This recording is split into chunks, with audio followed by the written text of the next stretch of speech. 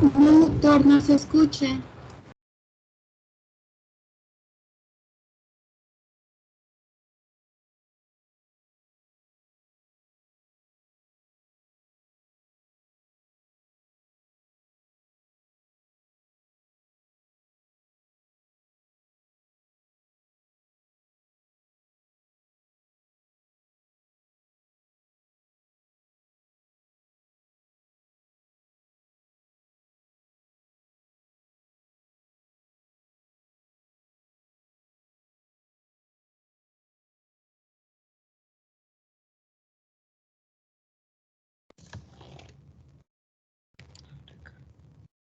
Aló, aló. Hola, hola chicos, buenas noches. ¿Me escuchan? Buenas noches, doctor. Hola, buenas noches. Yo te escucho, doctor. Doctor. ¿Ya? Hola, hola.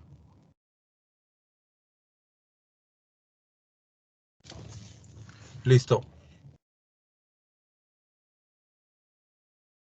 Hoy vamos, a pesar de que tenemos programada la física de la resonancia, vamos a ver la física de la tomografía. Se me había pasado por alto que no la hemos expuesto, no la hemos visto, y es la que vamos a ver ahorita. Si nos da tiempo, podemos comenzar y ver ambas, ¿sale?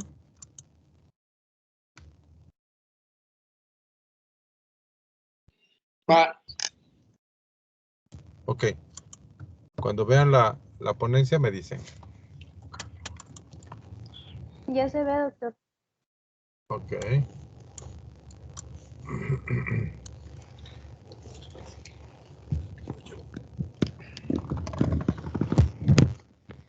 Bueno.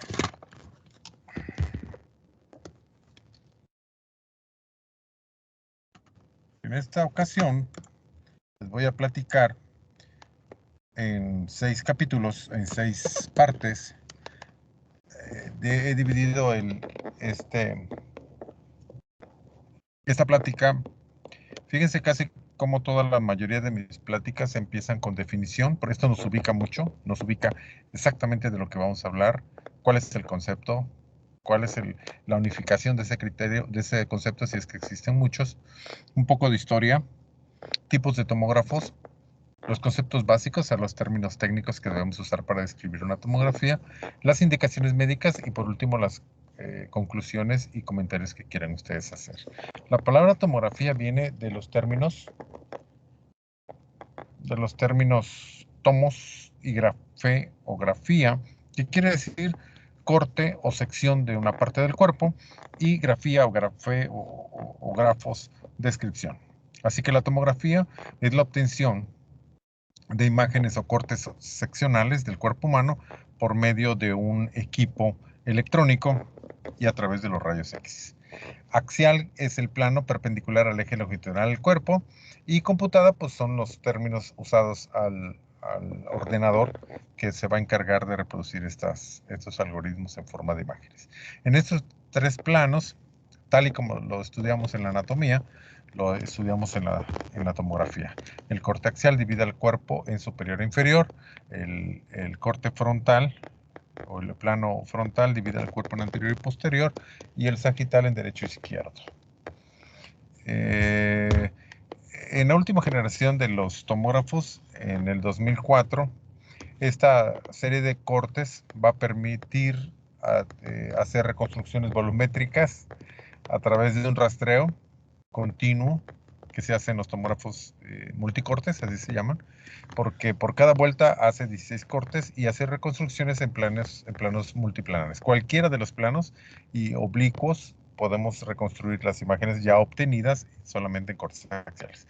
En este ejemplo les puedo mostrar cómo una sección longitudinal o un corte longitudinal permite estudiar, en este caso, el miembro pélvico a través de todo su eje, a través de toda su longitud. Lo mismo con el cuerpo humano. El corte transversal es el que permite seccionar en un ángulo de 90 grados un eje longitudinal. Y el oblicuo es un ángulo diferente a los 90 grados. Aquí se lo explico entre la diferencia entre corte transversal y oblicuo.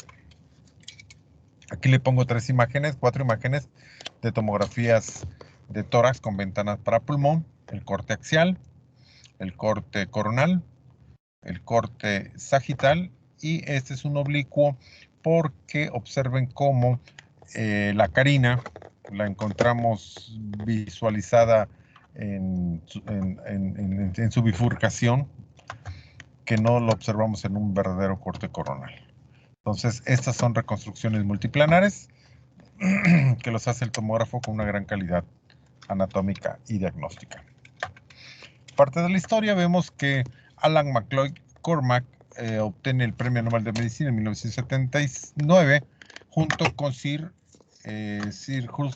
Godfrey Hounsfield, dos ingleses que se dedicaron, físicos, que se dedicaron al estudio de este aparato. Vemos una imagen, un boceto, donde este prototipo, a través de una pieza patológica, un cerebro y un tubo de rayos X, se podían hacer cortes, se podían hacer adquisiciones, y la tomografía podía reproducir o mostrarnos la imagen requerida o captada por este aparato. El prototipo estuvo en el Hospital Atkinson Burles en Londres, donde podemos observar cómo esta paciente está en este tomógrafo que solamente era para adquirir imágenes de cráneo. Y esta es la primera tomografía de cráneo de un paciente que se obtuvo, no sé si sea en este paciente, con un tumor a nivel del parietal del lado derecho. Dentro de los conceptos básicos que debemos saber y dominar, vamos a ver qué es un Scott View. Cuando se hace la tomografía se hace un barrido a lo largo, un escáner, y se obtiene una imagen parecida a esta. El Scott View permite al técnico poder delimitar el último corte, la cantidad de cortes, el grosor del corte, para poder adquirir la imagen. Este es un Scott View donde se planean los cortes axiales. Este es el corte axial. Esta imagen, este dibujo, me gusta mucho porque ubica de manera de manera general, cómo estudiamos un corte axial. De tal manera que el paciente está como si le hubiéramos quitado los pies. Al quitarle de una manera imaginativa, quitarle los pies, podemos observar este corte, y es así más o menos como lo valoramos. En esta tomografía, en este corte axial, podemos ver que lo que es superior es anterior o ventral, lo que es inferior es posterior o dorsal, lo que es a la derecha nuestra es a la izquierda del paciente, porque está acostado, porque el paciente, su cabeza está atrás de esta imagen, y lo izquierdo para nosotros es derecho. ¿Cómo se le denomina? Es exactamente así como está esto. ¿Cómo se le denomina o cómo se le nombra correctamente, técnicamente correcto, a las estructuras anatómicas del cuerpo en una tomografía? Lo que es blanco se le llama hiperdenso, en este caso el omóplato, las estructuras óseas. Isodenso, los músculos y la grasa. Hipodenso, en este caso el pulmón. Vean esos cortes axiales, los dos son del mismo paciente adquiridos en el mismo momento, pero con diferentes ventanas. La ventana de la izquierda se le llama ventanas a la manera de observar el corte. Vean la gran diferencia entre una ventana estándar y una ventana para pulmón. En la ventana estándar podemos observar desde la piel, que es esta línea hiperdensa, delgada. Podemos observar la grasa que está por debajo de la piel, los músculos que son isodensos, las estructuras óseas, costillas, omóplato, esternón y vértebras, las observamos hiperdensas, y todo el mediastino con los vasos, la aorta, la arteria pulmonar, las arterias bronquiales, el callado aórtico, la aorta descendente, podemos observarlas como isodensas. En la ventana para pulmón podemos valorar tanto la vascularidad como los bronquios. Observen el pulmón del lado derecho. Estas imágenes que les estoy mostrando como doble riel son bronquiectasias. Las bronquiectasias se traducen clínicamente en hemoptisis. Pacientes que padecen un proceso infeccioso, ya sea por tuberculosis o cualquier otro tipo de infección, pueden hacer bronquiectasia. Las bronquiectasias debemos correlacionarlas clínicamente con sangrado al momento de toser. Vean el parénquima pulmonar, vean las pleuras, vean los componentes del pulmón. Actualmente está muy solicitada esta aplicación, la tomografía de pulmón, la tomografía de tórax con ventana para pulmón, para valorar las lesiones por COVID. La tomografía nos permite conocer una numeración, una numeración que le llamamos unidades Hounsfield. Las unidades Hounsfield nos permiten saber la naturaleza generalmente son líquidos, o la naturaleza del componente orgánico o anatómico. Así tenemos que la grasa, por ejemplo, aquí nos ejemplifica la grasa, tiene un valor de menos 100. El hueso tiene un valor de menos 1000.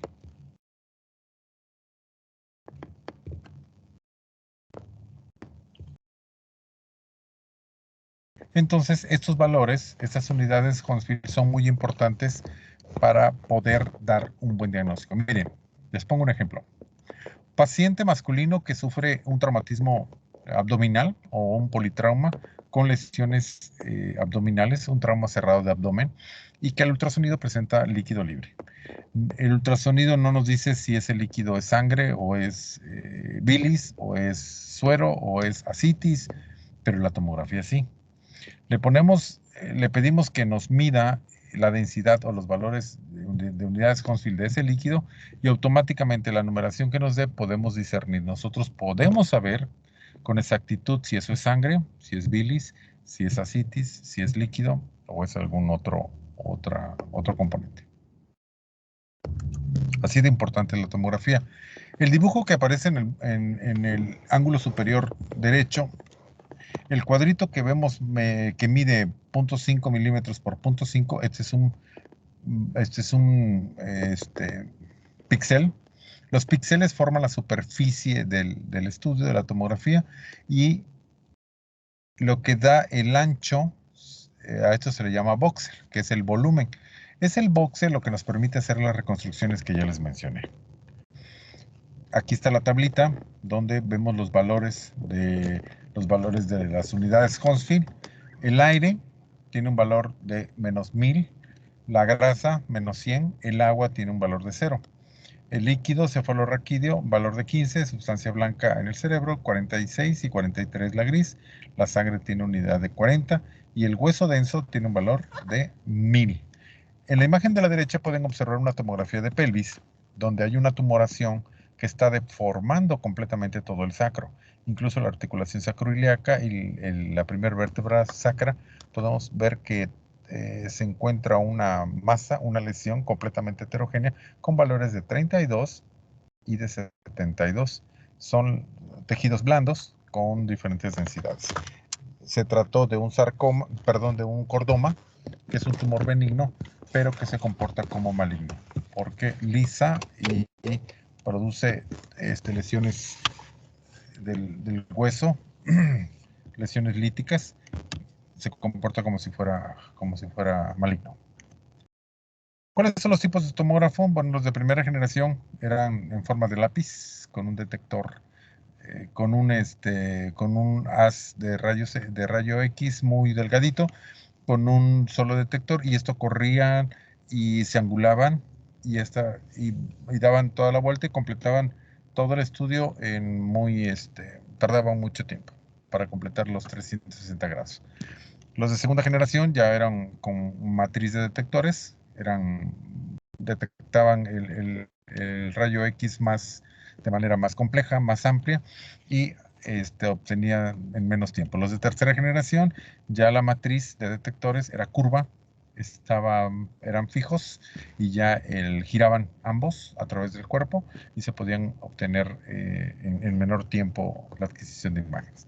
Fue hasta la cuarta generación cuando salen los helicoidales, y en los helicoidales podemos ver que la matriz quedaba fija, la matriz de los detectores quedaban fijas y solamente giraba el tubo, y de esta manera iba recogiendo la información, obteniéndose cortes muy rápidos hasta de 1 segundo.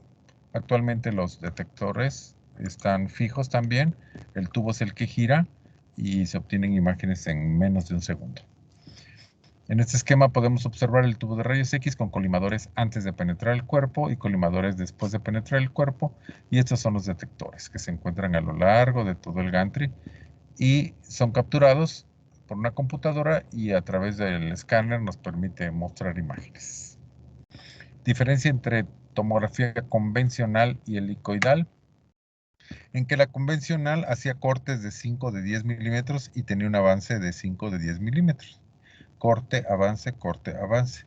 Si quedaba un nódulo o un tumor en el espacio de avance, automáticamente no lo veíamos. Esto se corrigió con el helicoidal, porque el helicoidal, conforme giraba el tubo, la mesa se desplazaba y se solapaban cortes unos con otros, y esto permitía que no hubiera espacios muertos o espacios sin ser explorados. Esto se mejoró mucho aún con el multicorte, porque el multicorte en una sola vuelta se hacían o se hacen actualmente 16, 32, 64 cortes en una sola vuelta. Y la velocidad y el tiempo de adquisición son mucho más rápidos. Vean los elementos básicos que debe tener un tomógrafo: el generador de rayos X de alto voltaje, generador eléctrico de alto voltaje, el escáner, que es el gantry, y la mesa. Esto se captura a través de un equipo electrónico que se procesa por ordenadores y los vemos en pantallas. Y esto es mandado a una impresora que actualmente no se usan, no se imprimen, y en un procesador donde los médicos radiólogos interpretamos estas tomografías. ¿Cuáles son las indicaciones médicas para realizar la tomografía de tórax? En esta ocasión nada más les puse tórax.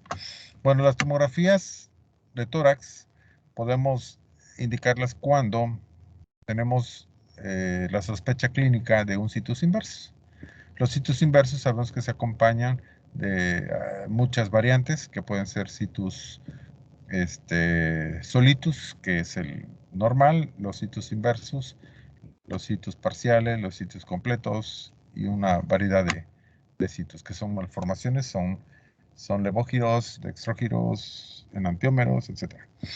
Y de las cardiopatías congénitas, cuando un bebé nace con algún soplo, con alguna alteración cardíaca, es necesario hacer la tomografía para clasificar el tipo de cardiopatías. Recordemos que las 3 cardiopatías congénitas más frecuentes son la persistencia del conducto arterioso, la comunicación interventricular y la comunicación interauricular. Las 3 son las más frecuentes. Displasias pulmonares, alteraciones en la formación de los pulmones, hernias diafragmáticas, la de Bogdalek y la de Bogdalek. Y ahorita me acuerdo de la otra. Son 2 tipos, una es derecha y otra es izquierda. Hernia diafragmática. Wow. Ahorita se los digo. Y procesos infecciosos. El más común, tuberculosis. No a todos los tuberculosis se le hace tomografía, solo a aquellos que no mejoran, a aquellos que se complican, a aquellos que tienen alguna manifestación atípica o que hacen cavernas o que hacen complicaciones o sobreinfecciones agregadas. Las neumonías atípicas están de moda ahorita, tanto las virales, micóticas mixtas, que pueden ser las virales cualquiera, rubiola, sarampión, COVID, o herpes o influenza. Y de los abscesos o empiemas pulmonares. El trauma también es importante hacerle a todos los pacientes con trauma cerrado o abierto de abdomen o de tórax o tóraco abdominal por la búsqueda de hemoneumotórax, lesiones en pericardio, penetrantes o no, lesiones en grandes vasos y lesiones policontundidas. Vean estas imágenes de un corte axial tomográfico con contraste. Podemos hacer reconstrucciones sagitales, coronales, y el volumen rendering, que es la reconstrucción volumétrica. Vemos el corazón con grandes vasos, la aorta descendente, vemos un riñón con sus vasos supraórticos. En esta otra imagen inferior vemos una reconstrucción coronal. Es contrastada porque observen cómo los riñones se observan hiperdensos, con áreas hipodensas en su interior. Todo lo hiperdenso son las nefronas, se llama fase nefrográfica porque ahí se encuentra el contraste y podemos diferenciar y valorar lo que es el parénquima renal. Vean esta imagen, es una proyección anteroposterior, una radiografía simple de tórax. La flecha nos está señalando ya la fractura. Se sospechaba una fractura de este paciente joven que sufrió una caída, pero había dudas de si era una fisura o era una fractura desplazada o con minuta. Se hace la tomografía, se hace una reconstrucción volumétrica, perdón, una reconstrucción coronal, una sagital y vea la volumétrica. En la volumétrica podemos observar cómo la cabeza del radio tiene esta lesión que atraviesa toda la cabeza y produce hundimiento en su parte central y un desplazamiento del fragmento más distal. ¿Cuáles son las ventajas de la tomografía? Bueno, vamos a mencionar 6 ventajas. Uno, que son exploraciones muy rápidas en menos de un segundo. Colimaciones más finas quiere decir que podemos hacer solamente columna o solamente huesos faciales sin necesidad de radiar o de exponer a otras partes del cuerpo. Se obtienen mucho más imágenes que en cualquier otro método diagnóstico. Se pueden hacer reconstrucciones multiplanares y volumétricas, como ya mencionamos, o selectivas a partir de la data cruda. La data cruda son los datos que se obtiene el tomógrafo al momento de hacer el estudio, y las aplicaciones cardíacas, por supuesto. Aquí les muestro unas reconstrucciones. La del centro es una fractura del sacro con fractura del acetábulo derecho y fractura del hueso del pubis del lado izquierdo. Vemos cortes sagitales, incluso la misma aplicación nos da colores que nos permite diferenciarlos. Vemos la aorta descendente con su bifurcación en las ilíacas comunes y la ilíaca interna y la ilíaca externa. Vemos los riñones, vemos la mesentérica superior, un gran detalle. ¿Cuáles son las desventajas de la tomografía? Igual, vamos a manejar 6 desventajas. El paciente que viene con trauma, el paciente que puede tener movimientos voluntarios o involuntarios, como es la respiración, como pacientes excitados, pacientes intoxicados, pacientes alcoholizados, son desventajas para la adquisición de la imagen. La estabilidad hemodinámica quiere decir que un paciente que ha sufrido un traumatismo y está sangrando, con sangrado venoso o arterial, no puede pasar a la tomografía por el riesgo de fallecer ahí mismo. Pacientes en terapia intensiva conectado a ventiladores, conectado a monitores, tampoco se le puede realizar la tomografía aunque la tenga indicada. Pacientes pediátricos, pacientes que no pueden permanecer inmóviles, hay que anestesiarlos o hay que sedarlos. Pacientes con obesidad mórbida son pacientes que pesan arriba de 150 kilos, no tolera el peso mayor a 150 kilos el tomógrafo, o si son de menos peso, pero están de abdomen muy voluminosos, no pueden pasar el gantry. Y estos estudios requieren de interpretación por radiólogo, por nosotros. Quiero decir que aunque el estudio esté hecho, aunque el estudio demuestre los hallazgos, siempre es requerida nuestra interpretación para saber si el paciente se opera o no se opera. Vean estas reconstrucciones. En la derecha pueden observar una reconstrucción de la pleura. En ambas bases de los pulmones se observa así como carcomida. Es un proceso infeccioso. En esta otra ejemplo podemos ver un corte coronal de los pulmones con ventana para pulmón, donde vemos imágenes hiperdensas en forma de parches. A esto se le llama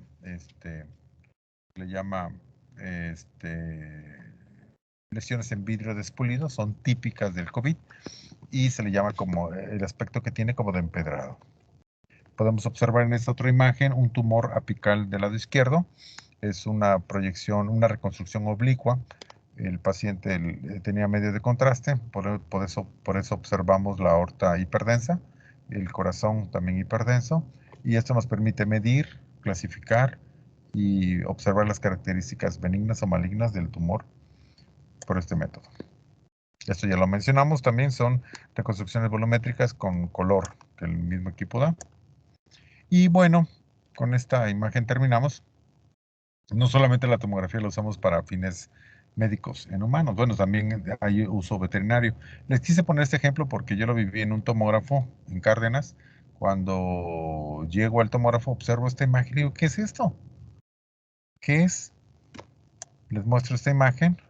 Este es el Scott View, el rastreo que se le hace a la pieza y el corte axial. de esta imagen. Son piezas que mandaban las compañías que le trabajaban a Pemex, perforadoras, que obtenían estas piedras, y esas piedras se les hacía el corte tomográfico para ellos, a través de sus aplicaciones, podían saber si estaban cerca de un yacimiento petrolífero. Y como conclusión, el ingeniero Sir Godfrey Hounsfield totalmente transformó la especialidad radiológica en la manera de valorar, de ver y de diagnosticar patologías o excluirlas cuando así era necesario. Fue un gran invento que ha superado en mucho a los rayos convencionales. No sé si hay algún comentario, si hay alguna pregunta, si algo quieren comentar para que lo podamos.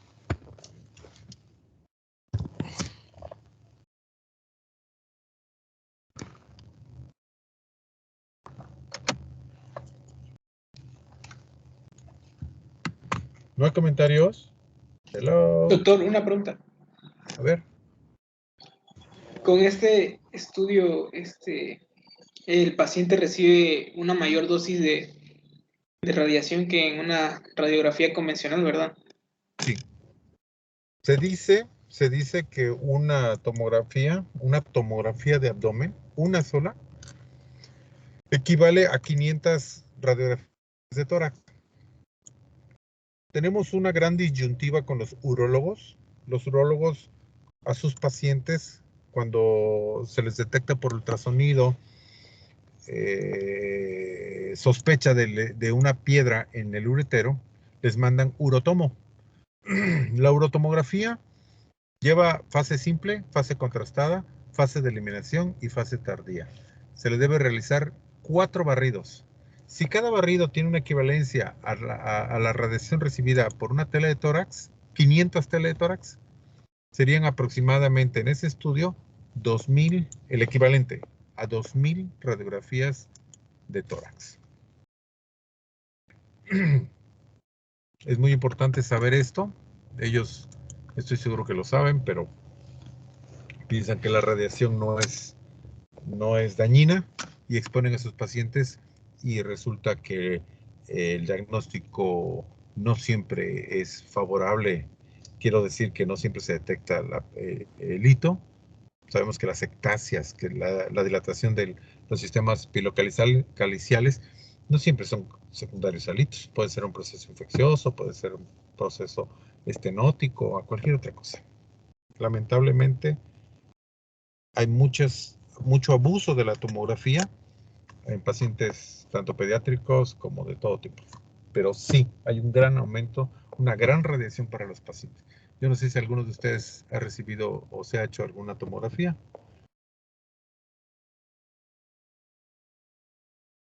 Bueno, chicos, si no hay otra pregunta o algún otro comentario, mañana, el lunes comenzamos con resonancia magnética. Ok, doctor. ¿Sale? Doctor, si hay tomógrafo en el Rovirosa. Sí. Tomógrafos, les voy a decir dónde hay tomógrafos. En la Clínica Guadalupe, en el Seracom, en el Seguro Social, en el AIR y en el Hospital Ángeles. También en el Juan Gran hay tomógrafo. Doctor, ¿cuánto cuesta una tomografía? Una tomografía simple está alrededor de 4,000 pesos. Una tomografía contrastada está alrededor de 6,000, 7,000 pesos. De una sola región, quiero decir, o de tórax, o de abdomen, o de pelvis. Si es tóraco, abdomino, pélvica, automáticamente son tres regiones. Multipliquen esa cifra por 3.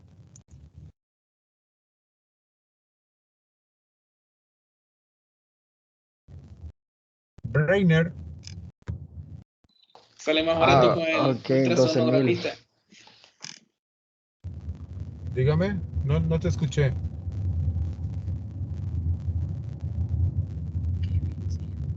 Kevin. Son 12,000. pesos por una simple de tóraco-abdominopélvica. Ay, Kevin. No, hombre, gracias por decirlo. Y no iba yo a poder dormir, Hombre, y ¿eh? dices, Por favor, hagan comentarios más con mayor intelecto. No me hagan esos comentarios, Kevin. Así no fui yo, fue el Gerardo.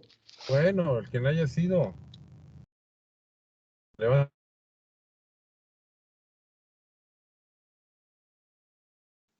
¿Qué pasó? el lunes. Bye. Hasta luego, doctor. Bye, bye. gracias, doctor, cuídese.